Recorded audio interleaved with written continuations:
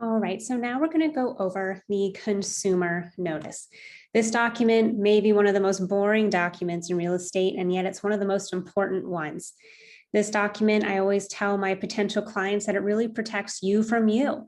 Before divulging personal financial information, they need to understand when they're represented, when they're not, and what that representation looks like. So that's what the consumer notice is. It should always go over with anyone that you're talking to about real estate for the first time, so that way they understand their rights as a consumer.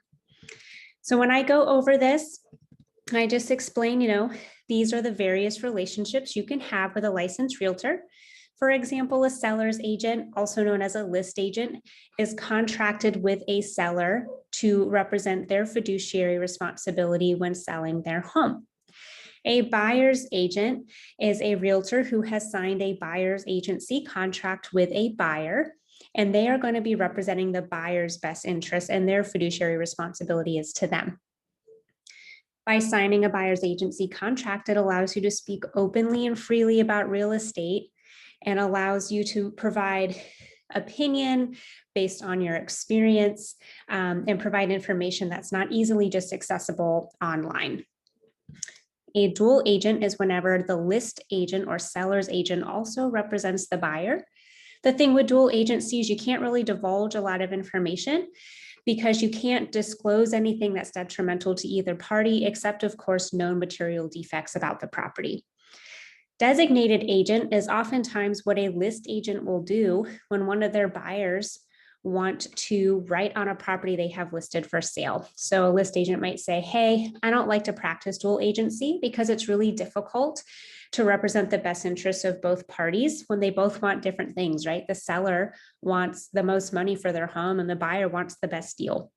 So the list agent may say, I'm going to designate another agent in my office to represent you for this home, so that way you feel that you have equal representation. Transaction licensee isn't something that we really practice too often anymore, but basically it's when buyer and seller found each other and they just want to use a realtor to draw up the paperwork. The next page, I call these the 10 commandments of real estate agents.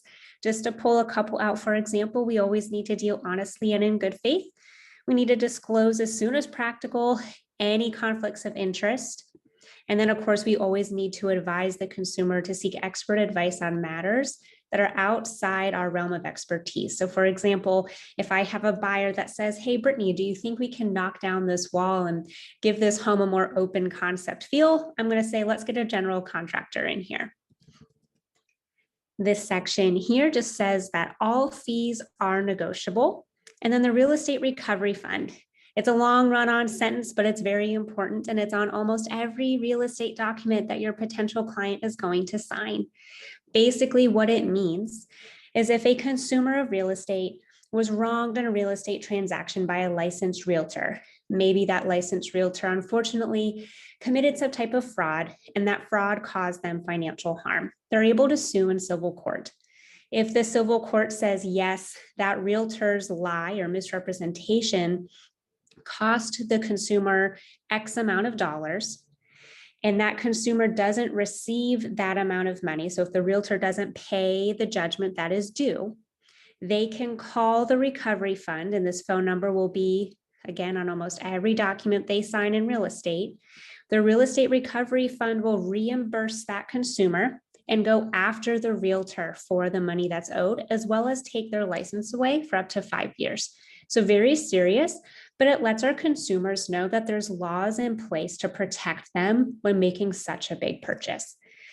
Then, of course, you'll have your potential client sign here. And I always point this sentence out and I say, you're only signing this to acknowledge that you've received this disclosure. If I get audited by the real estate commission and I don't have this signed and they see that I had an appointment with you in my calendar, I can get charged a $1,000 fine.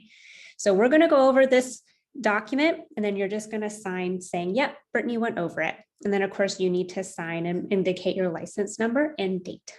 So that in general is your consumer notice.